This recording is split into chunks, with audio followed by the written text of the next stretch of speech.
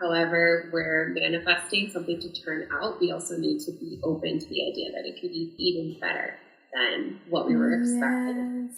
As much as we are scared, we do have that deep belief that it's supposed to turn out the way it will. And because we know we put in the work behind the scenes, that we are in control of this outcome.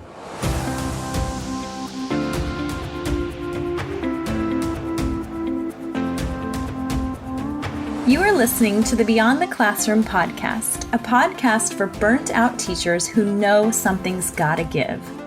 After teaching for 14 years and feeling completely burned out for way too long, in May of 2022, I made a big decision and left the classroom.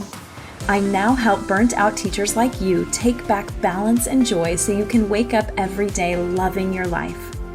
In this podcast, we'll explore who you are beyond the classroom, whether you're considering leaving or wanting to make changes so you can fall in love with teaching again. Either way, I understand what it's like to be living a life that looks fun and cute on the outside. You know, summer's off, playing all day, off at 2 o'clock every day, but actually feels miserable and draining. I'm your host and coach, Sandy Patterson, and I'm so excited to help you step into your fullest potential and believe in that potential to make an impact on the world, not just survive each day. Are you ready? Let's do this. Okay, so why don't we just dive right in and you guys can tell us a little bit about your story and kind of what you do now, because you're both former teachers. Yeah, so it's kind of like two parts to the story. The first part is when we both started in the field. So Georgia inspired me to become a teacher as she was already going through her educator prep program.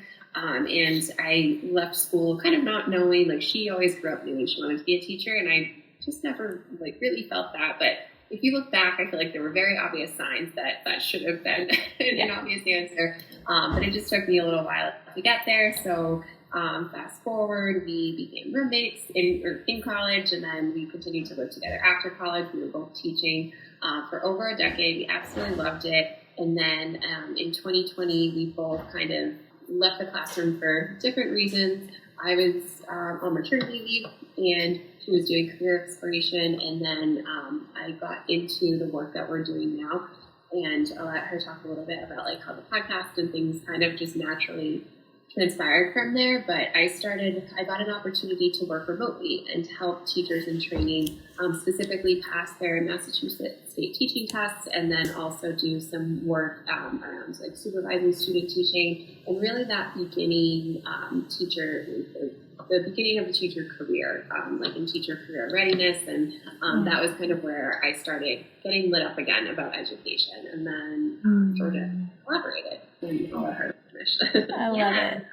Thanks, Christine. So pretty much everything Christine said. I always knew I wanted to be a teacher. I taught pre-K for about 10 years and absolutely loved it, but just started to get a little bit curious about other opportunities, and I wanted to travel. So I did take a career exploration leave. That was the year COVID started. And so that was a tricky year. And then I ended up leaving the classroom for, that year. I was able to travel a little bit. COVID began, and I did go back to the classroom for another year after that, but pretty challenging with all the COVID things going on. Yeah. All teachers can relate to this. And I just decided it was time, that I wanted to focus on some other passions. I wanted to travel more, and it was just kind of my cue to leave. So ended up leaving the classroom, was able to travel, which was amazing. And I missed teaching, I missed education, and wanted to get my foot in the door in another way. And so I was really excited to join forces with Christine. And it started with our podcast, where we really just took something we were already doing, which was sharing our classroom stories, and deciding to record them and allow other teachers to come on and share their stories. And so that was very exciting and made us realize we work really well together. And Christine was getting so busy with all the teachers that she was supporting in passing their teacher exams that I joined forces with her. And now we do a lot of that. That's kind of our specialty, is helping teachers pass their exams. But also other ways we support teachers is just getting them set up for success in the classroom, getting organized and setting up their classroom physically and technology things. So that's really what we love doing is, supporting teachers when they're very at the beginning stages of their careers. And that's so special. And that is so incredibly needed, right? Like I think back to my first year of teaching and holy cow, like what a hot mess it was, right? And so to have that support from two amazing women, that would have been a game changer, I know, for me. So that's really, really cool. Now, okay, I have a question. So you make it sound really easy, like your transition out of the classroom, like, oh, I was on maternity leave and I left. And no, I wanted to travel, so I left. So tell me a little bit about your journey out and kind of what that was like for you. It's definitely not easy, and I'm trying to condense everything to not bore people, but there is so much to each of our stories. I think and I think I can speak for a lot of teachers, when you're teaching for so long, you identify as a teacher, and the thought of not doing that is very scary. And so that was something that we had to wrestle with. We're feeling called to do other things, but also feeling like, what am I going to do if I don't teach? And how am I going to have a purpose? And, all of those thoughts going through your head of, can I do anything else? Like, am I going to find a different job? Am I going to miss this? Will I be able to come back? Our fear gets in the way of so many things. I don't want to speak for both of us, but I'll speak for myself that we just, I don't know, it was just this inner knowing that there was something bigger that we could help with. And so that just encouraged us to take the leap, and having each other, encouraging each other, it's okay. Having family who is really supportive of our decisions made a huge difference for myself and for you too. Yeah. You said that fear gets in the way of so many things. Like, what are you scared of right now? That's like that's like a deep question. That wasn't on the list of questions. I mean, so many things, but the unknown is just scary, right? Yeah. And so, no matter what, whether you have a teaching job or a 9 to 5 or whatever, like there's unknowns in that. You never, our whole day to day is unknown. But when you own a business, it's very much unknown, because that's in your court to be moving things along and making decisions and trying to find the right people. And, business decisions are really scary. So when your finances are in your hands like that, it's a whole nother level of unknown. So I think, you have to get over that imposter syndrome. Oh, yeah. Totally. When I said we're scared of everything, exaggeration, a little same negative truth, we are. But I think what always kind of overcomes that fear and is just the knowing and believing deep down that however it's going to turn out is how it should be. And we keep kind of coming back to this belief, and I'm sure we'll talk about it later too, but when we were getting ready for today, we were thinking of like, what are the mindsets and, the things that helped us in the beginning and help us now? And one of them is, Georgia shared it with me, the sentiment that however we're manifesting something to turn out, we also need to be open to the idea that it could be even better than what we were expecting, and that it might not look like what we were expecting, and that's okay, and pivoting as we go. So I think as much as we are scared, we do have that deep belief that it's supposed to turn out the way it will, and because we know we put in the work behind the scenes, that we are in control of how I think we both deeply feel. Oh, I love that so much, because most people default to like, what if it doesn't work out? It could and in their head, it's like this awful, train wreck of a situation, right? Where things just crumble and go up in flames. But really, you're relying on the belief of what if it's better? That's huge. And you choose to believe that every day, right? That's a conscious decision that you're making versus defaulting. It's a choice, because like you said, I think for whatever reason, as humans, that's our natural reaction, is to think about things going wrong. I mean, at least for me, that's kind of a default, like you said. Yeah. So you have to put in the work to shift your mindset. Yes. Yes. And then you also just said, Christine, you said we work under the belief that things are going to work out no matter what. and the way they work out might not be how we see it now or how we hope that it works out or how we anticipate or how we envision it working out. That's really hard for teachers to let go of control like that, because we want to hold on to control. Like, we want to control everything. And in business, you really don't get to control anything except for the things on the back end. So that's really, really incredible. It helps that we have each other, and obviously, not everyone goes into business with like a best friend or a partner, but just even having one person, I think, that you can turn to when you're nervous or scared or excited or sharing whatever it is with them, I think definitely helps. Like, I mean, in full transparency, before we get on a big call, we both say a prayer, and, and we like get all the nerves out and everything, and then when we get off, we're always like, like, it's just like, can you believe that? So it's like behind the scenes, we still feel all of those feelings, but I think we always, remind each other. And like, if one of us is nervous, it's like, you've got this. Like, they should be excited to talk to us just as we are excited to talk to them, and like remind us of those things. And like, it is kind of like fake it till you make it sometimes. There was something you said, Sandy, on our podcast that has stuck with me. Like, I talk about it to others all the time. You said that being ready is a choice. It's not a feeling. And we've taken that into our work calls where we say confidence is a choice. It's not a feeling. You can choose to go into something confident. And so that's, again, things we remind ourselves every day. It's not easy. It's constant reminders. This is so good. I love that. Thank you for sharing that. And I am too all about like kind of what you're saying, like normalizing these feelings, because I think oftentimes when we're in business or even when we're doing something new or we're trying something new or we're venturing out and doing something that we don't really know for sure 100% about it yet, we think that we're the only ones that feel like that. We think we're the only ones that are nervous. We're the only ones that don't have it figured out. I'm the only one that everybody else has it all together. And it's just simply not true. Like, we're all scared of everything all the time. Like, that's just what it is. We just choose what thoughts follow that feeling, right? Okay, so let me ask you, what helped you shift into these really beautiful mindset spaces that you're in right now? How did you do that? Years in the making. Years, not days, not weeks, not months, years. No, years. And like, even pre-starting our business or our podcast, I think we've both been doing this like inner work, I guess is a great broad term for it, for a long time.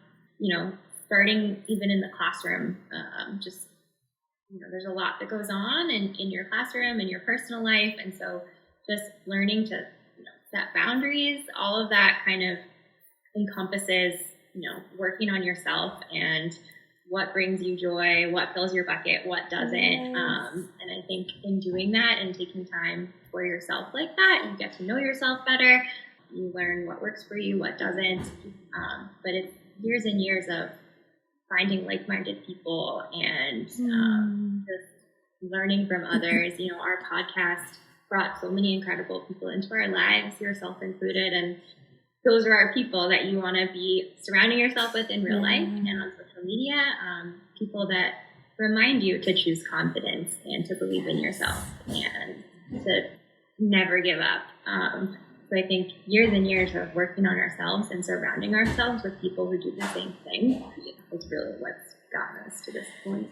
That is so, so true. And I talk to a lot of business owners, and my like sweet spot is the women who are in the beginning phases, like those phases where they're just getting into it and they're just taking the leap and there's all these feelings, all of these emotions. It's that roller coaster ride that we're on. And none of them, I've never met a small business owner that has done it alone or that has built a business alone. Like, you have to have people around you that, like you said, like that are choosing the same things as you or that are a little bit farther ahead of you so you can believe that it's possible. That borrowed belief, right? What would you guys say has been the hardest part about starting a business?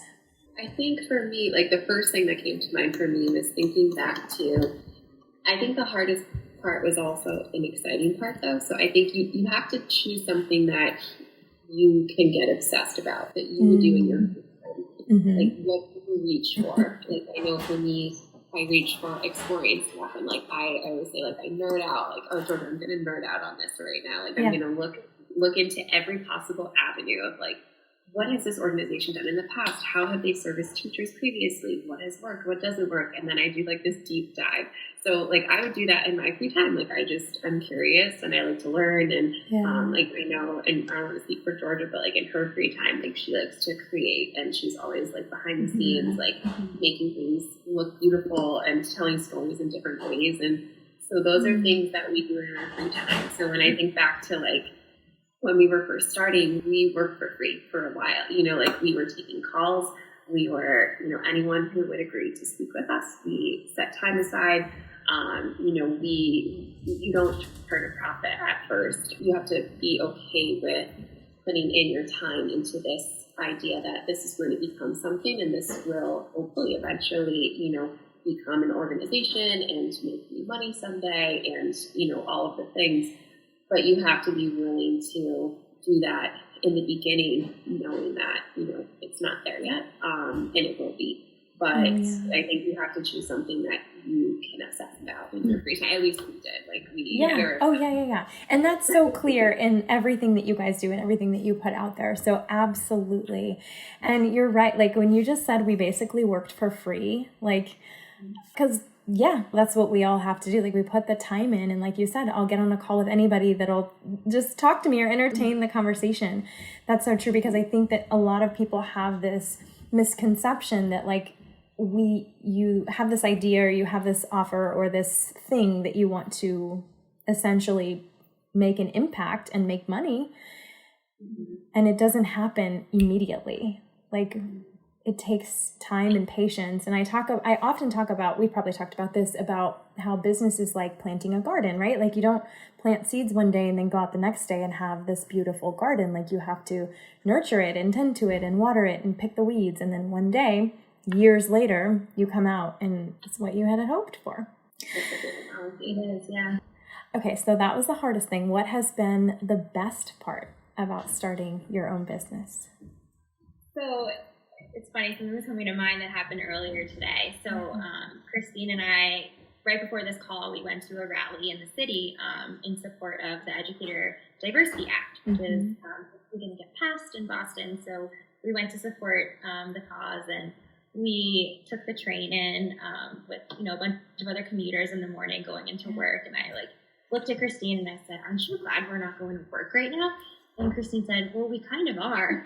And then that was just a moment where we were, wow, yeah, this is our job. This is something that we do in our job because we're going to support something that closely aligns with our mission. We're going to meet people that could potentially be someone we partner with. And so I think that's something that's so fun about having a business, is that there's lots of things, you know, not to say there's not a lot of hard working things that you have to check off your to-do list, but there's also some really fun stuff that you get to do that is technically part of your job. And so, you know, we have the freedom to, you know, choose how we want to spend our time. And obviously we have to choose wisely, because we are the ones that propel our business forward or don't. So we have to choose wisely, but we get to work when we want to work.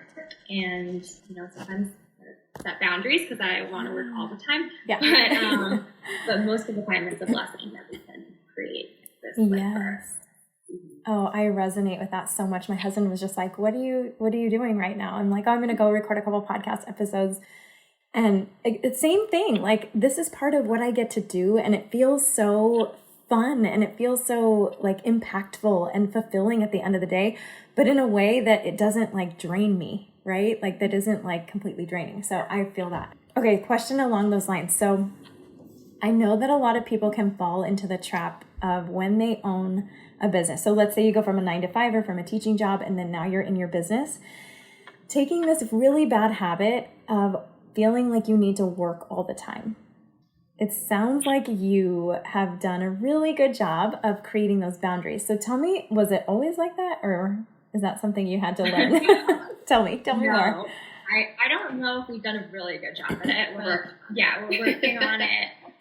It's hard. Like Christine mentioned, I love creating. So I I do our website, and I love to create content for Instagram or, you know, a flyer that we want to share out as a PDF or things like that. I love doing that. So on the one hand, you know, I could be watching TV at night with my husband and be like, you know what, I'm just going to edit the website while we watch TV. Yeah. And sometimes that's great, but sometimes I have to be like, no, you should be present with him right now, you know? So it's really hard, especially when you like what you're doing. So we're pretty intentional about setting time aside throughout the week that we're going to work together, tasks that we're each going to work on our own, a time to come together and say, what did we work on? What's working? What do we need to do for next week? So I think time blocking is a really important way to try to set boundaries, and then have that mindset of I'm only going to work at these times that I'm setting for myself, unless it's an exception that something needs to get done quickly or whatever it is. Yeah, absolutely.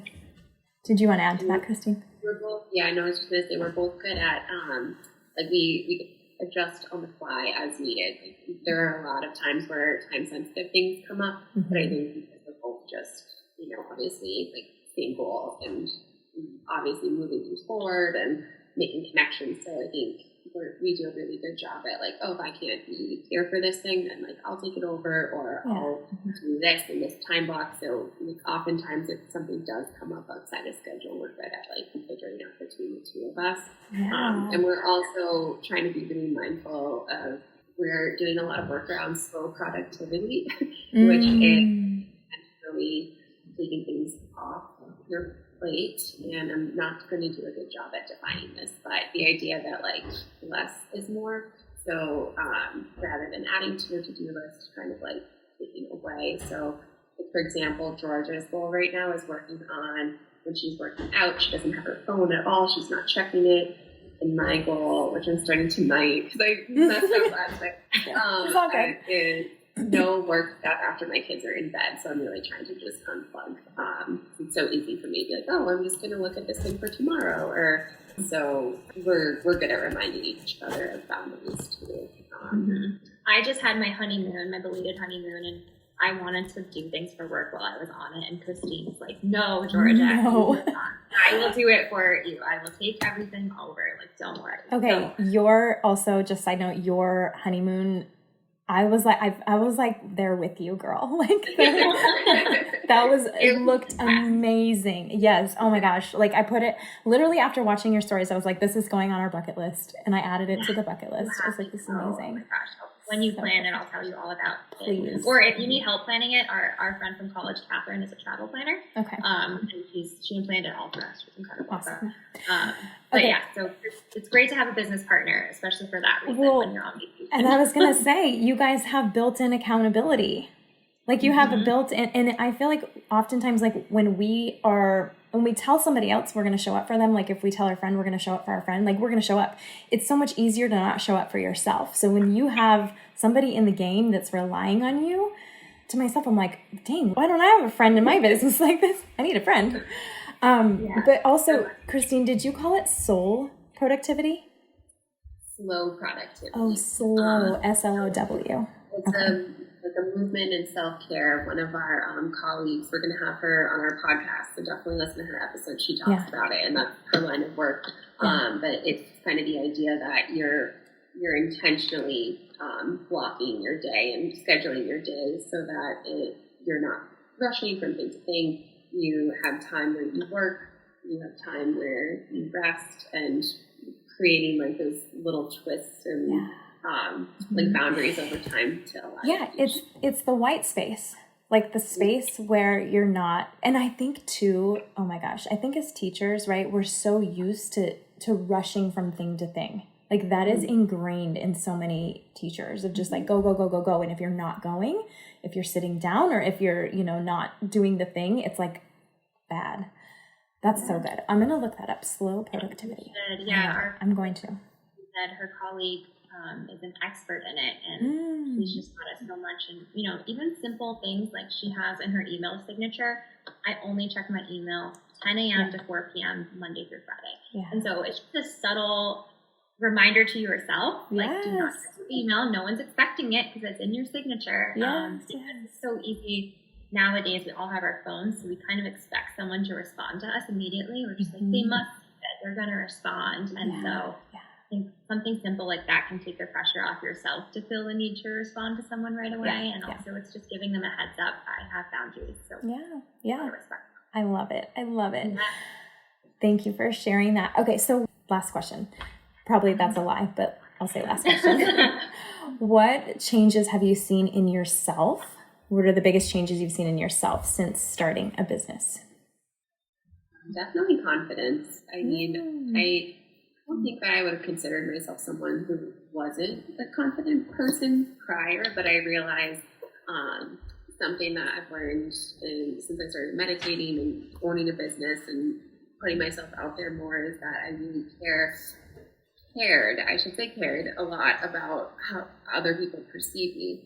And now it's not that I care less, but I care more about how I feel about myself and how I'm showing up for myself in that way. So I think in that is this inherent confidence that I didn't realize that I had before, which was and it was there all along, right? Like that's the realization that you're like, oh, yes, I got this. And I love that. What about you, Georgia?